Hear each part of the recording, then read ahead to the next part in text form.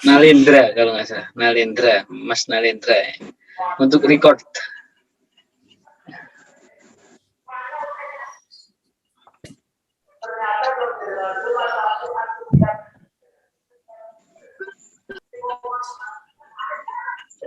Oke, sudah di-record Mas Danun? Oke.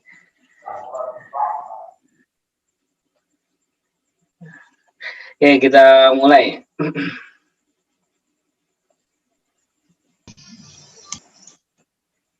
Oke. Saat ini kemarin kita sudah belajar bagaimana cara mencari nilai Q optimum atau berapa jumlah barang yang dapat diproduksi untuk mendapatkan keuntungan yang maksimal.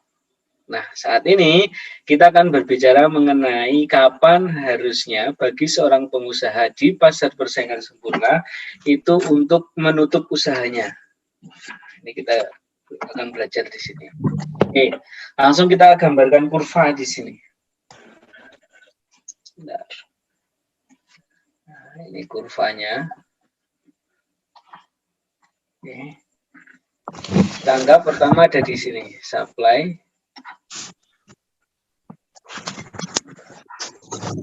Demand. Lalu ini adalah kondisi pasar yang kondisi individu ketika berada di titik ini P1, S1. Ini marginal cost. Ini adalah average cost. Lalu anggap ini adalah average variable cost. Ketika di titik S ini, nah kalau kita teruskan sampai di sini, ini produsen ini untung apa tidak, teman-teman?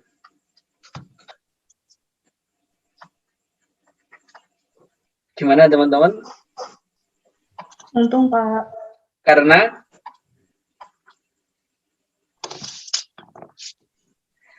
kenapa? Di titik P1 itu masih lebih besar daripada average cost. Ya. Sehingga apa? Sehingga di sini dia untung. Nah, kalau ada keuntungan di sini, di P1 ini, di harga P1, maka apa akan mengundang produsen lain untuk masuk ke dalam pasar. Nah, ketika produsen masuk ke dalam pasar, apa yang terjadi, teman-teman? Persaingan, Pak. Persaingan. Ya. Akibatnya apa? Tadinya teman-teman hanya bisa menjual 10, sekarang banyak produsen masuk ke dalam pasar, yang dijual semakin banyak apa semakin sedikit? Semakin banyak, Pak. Kalau semakin banyak, harga gimana, teman-teman? Harganya juga naik, Pak. Barang yang dijual semakin banyak, harga naik apa turun? Harga turun. Turun, Pak. Harga turun, karena yang dijual semakin banyak. Kita anggap ada di sini, S2. Nah, sekarang di titik ini, nah, kita anggap ini sudah sama. Atau di P2. Ini sudah P2 sama dengan average cost. Untung apa rugi? Untung, Pak. Ya, di sini disebut dengan BEP. Break even point. Betul. Ya. Kalau teman-teman berada di titik ini, mau lanjut apa mau tutup usahanya?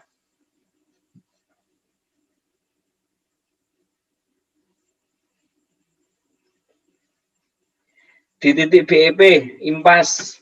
Kira-kira mau lanjut apa menutup usahanya? Lanjut, Pak. Lanjut. Ya, benar. Kalau di titik BEP, teman-teman lebih baik lanjut. Karena menutup usaha itu akan memberikan ongkos atau biaya yang lebih besar daripada melanjutkan usaha. Sehingga di titik BEP pun, di P2, itu masih ada produsen baru yang masuk ke dalam pasar. Ya, Sehingga teman-teman di sini ketika sudah average cost atau sudah pada BEP, itu dilanjutkan untuk usaha saja daripada menutup usahanya. Karena kenapa? Karena masih ada kemungkinan produsen baru masuk ke dalam pasar ketika titik price sama dengan average cost. Ya. Sehingga kalau masih ada yang perusahaan yang baru, nah, kita anggap ada di sini. Ini turun ke S2, lalu turun ke S3. Nah, kalau sudah di P3 sama dengan average variable cost. Kira-kira mau lanjut apa mau tutup? Tutup, Pak. Tutup, betul. Ya, jadi titik shutdown point atau titik tutup usahanya itu ketika P sama dengan average variable cost. Nah, ini namanya shutdown point. Nah, karena kalau teman-teman melanjutkan usaha di titik P sama dengan average variable cost, itu akan menanggung ongkos biaya yang lebih besar daripada menutupnya. Sehingga di titik ini teman-teman sudah harus tutup. Apalagi di titik ini. Nah, di sini adalah fix average total cost. Nah, apalagi itu sudah bersentuhan dengan sini, itu sudah tidak bisa ya. Di average variable cost teman-teman diminta untuk tutup usahanya, karena melanjutkan usahanya itu akan menanggung biaya yang lebih besar. Tetapi kalau masih bersentuhan dengan garis BEP, break even point atau P sama dengan average cost, ya teman-teman diminta untuk melanjutkan usahanya, karena menutup usahanya akan menanggung biaya yang lebih besar daripada meneruskannya. Sehingga di titik ini kita anggap ini titik equilibrium 1, equilibrium 2, equilibrium 3. Di equilibrium 2 ini teman-teman lebih baik melanjutkan usaha. Itu yang pertama. Ini Mas Danun sepertinya belum record ya. Tadi Mbak Anu nggak bisa, coba saya tunjuk yang lain. Irgi Ardriansyah aja.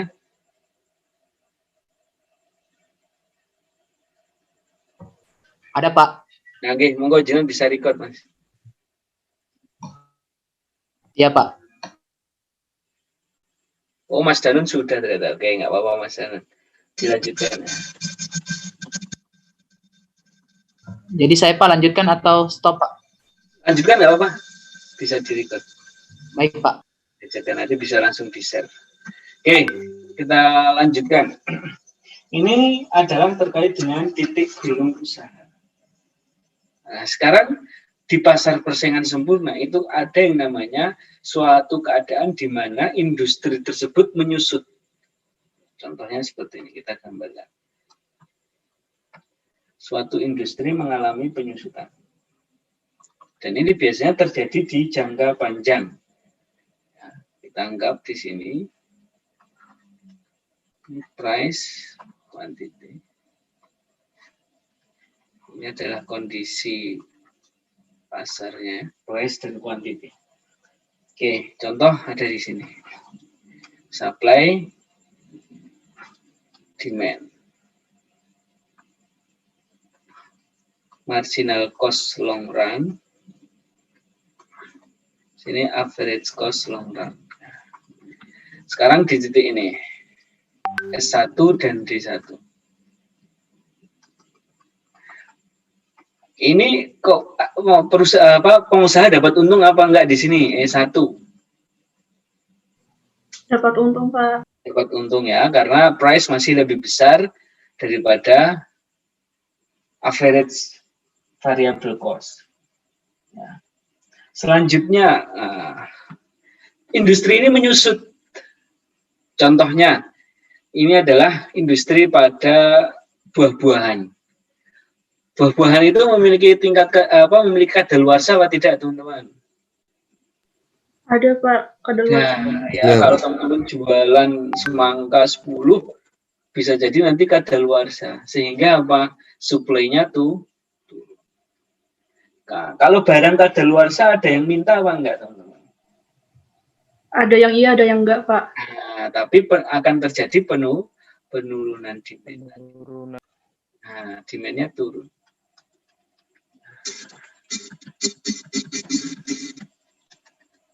Nah, ya, di sini demand turun. Dari S1 ke S2 dan D1 ke D2. Nah, di sini bisa jadi perusahaan sudah mendapati keuntungan yang sangat sedikit sekali.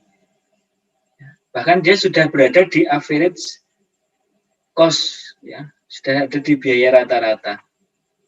Tapi karena dia masih ada barang yang perlu dijual, dia jual lagi. Tetapi semakin lama akan semakin banyak barang yang kadaluarsa atau semakin membusuk, ya, sehingga apa, suplainya turun lagi ke S3, demand-nya turun lagi ke D3. Nah, seperti ini teman-teman. Di sini kalau teman-teman sebagai pengusaha buah-buahan, kira-kira gimana dengan barang-barang tersebut?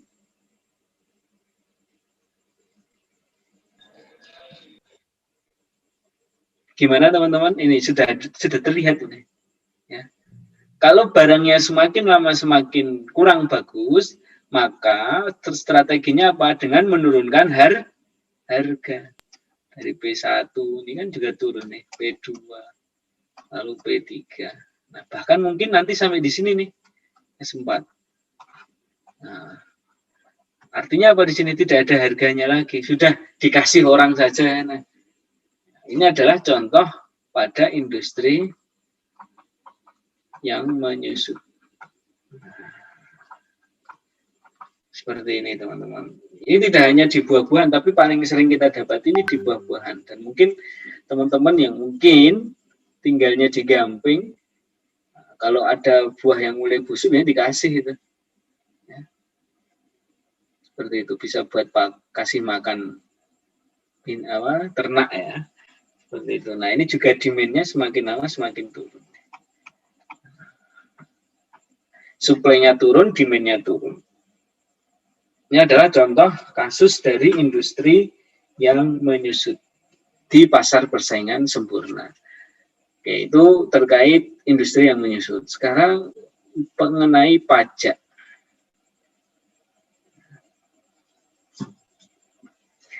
Kira-kira kalau UMKM dikasih pajak, teman-teman punya usaha lalu dikenakan pajak, pendapatannya naik, pendapatannya berkurang, suplainya berkurang apa gimana teman-teman? Yang paling dirasakan? Pendapatannya berkurang. Pendapatannya dapat berkurang. Betul. Ya, tidak hanya pendapatannya di sini ternyata, tetapi suplainya juga bisa berkurang. Tujuannya apa suplai berkurang? Tujuannya untuk mempertahankan usahanya. Contoh, kita langsung menggunakan kurva untuk memudahkan teman-teman.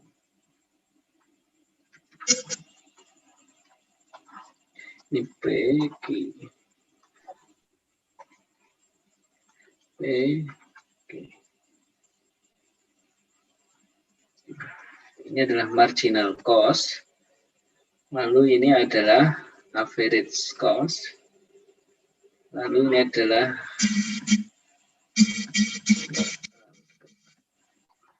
average cost. Lalu ini adalah biaya total rata-rata, average total cost. Nah, ini contoh awalnya. Itu ada di titik sini misal.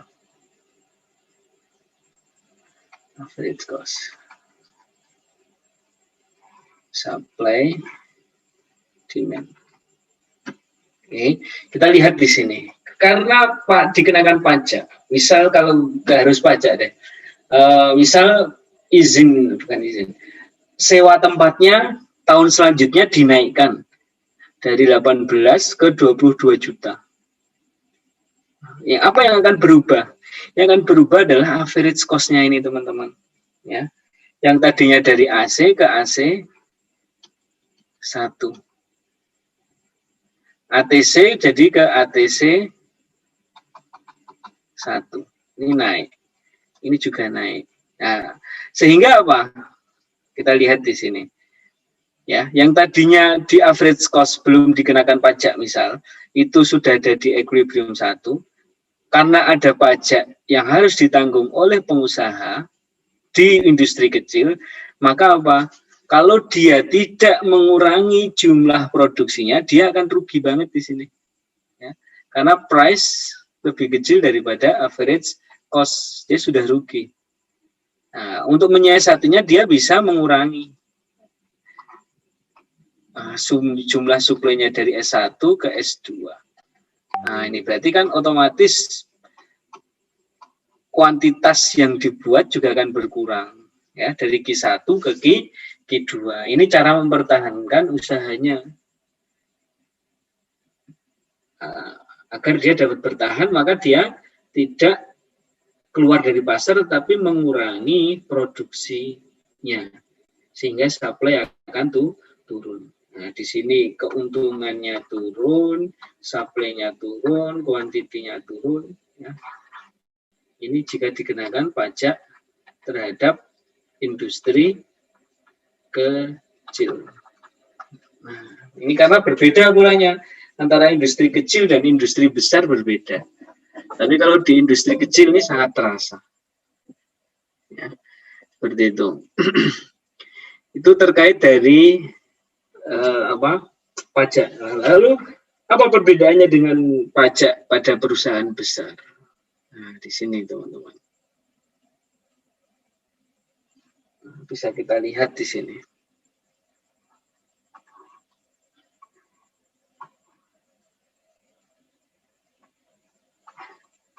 Marginal cost, average cost, average total cost. Nah, ini misal naik ke average cost 1, ini 2 naik, lalu ini juga naik average total cost-nya.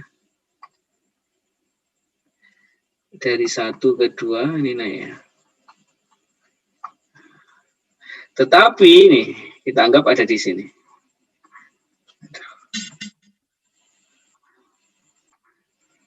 Supply dan demand. Ya, harga masih lebih besar daripada average cost baru, ya, average cost 2. Sehingga apa? Di sini perusahaan tidak perlu menurunkan kuantitas produksinya ataupun barang yang dijual.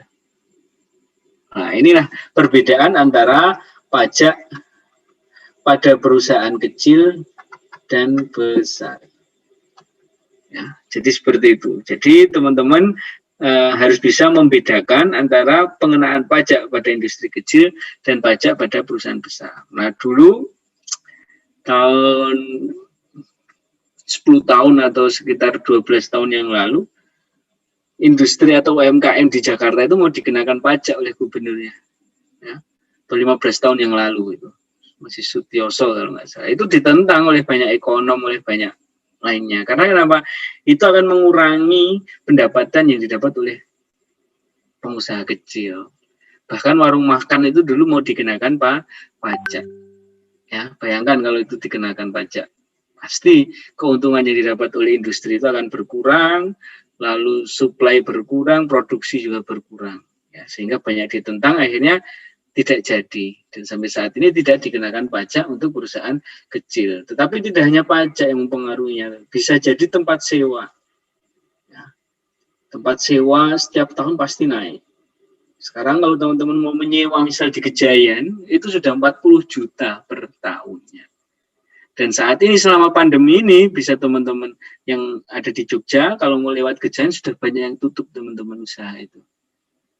Ya, karena memang pandemi ini mengurangi daya beli masyarakat, lalu ada masalah ketidakpastian.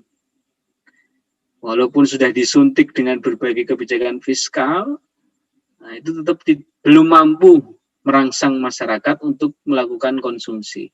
Masih banyak yang ingin menahan konsumsinya, tujuannya apa? Untuk menjaga ketidakpastian, karena ke depan masih tidak pasti apa yang akan terjadi. Siapa tahu sekarang belum di PHK, tetapi karena ini berlangsung sudah hampir 1 tahun lebih bisa di PHK. Seperti itu, ya. Itu terkait dari pajak, baik pada perusahaan besar maupun perusahaan kecil. Nah, sekarang terkait dengan retribusi. Nah, ini berbeda antara pajak dan retribusi. Perbedaannya apa, teman-teman? Ada yang bisa menerangkan apa bedanya pajak dan retribusi?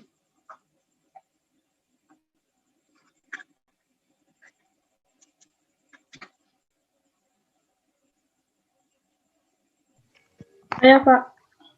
Gimana? Jadi kalau pungutan pajak itu hanya berlaku umum, seperti kayak penghasilan, kekayaan, atau perusahaan dan kendaraan. Sedangkan kalau pungutan retribusi itu ditunjukkan untuk orang-orang tertentu yang menggunakan jasa pemerintah. Oh iya, ya. Bisa jadi, bisa itu masuk. Tetapi kalau pajak itu diberlakukan untuk 1 tahun sekali. Kalau retribusi itu setiap pengambilannya, teman-teman. Jadi ya, misal, ini contohnya. Nelayan ketika melaut, itu dikenakan misal biaya retribusi. Dia besok melaut lagi dikenakan biaya retribusi. Nah, kalau pajak kan cuma sekali setahun. Ya. Seperti itu contohnya. Ini gambarnya kurang lebih seperti ini. Nah, kalau tadi yang bergerak itu hanya average variable cost, average cost-nya. Nah, kalau retribusi itu yang bergerak juga marginal cost-nya. Nah, contoh ya, marginal cost 1, kedua, lalu average cost, lalu berubah juga average cost. Ini 1, ini 2. Pertama di sini, lalu naik ke sini.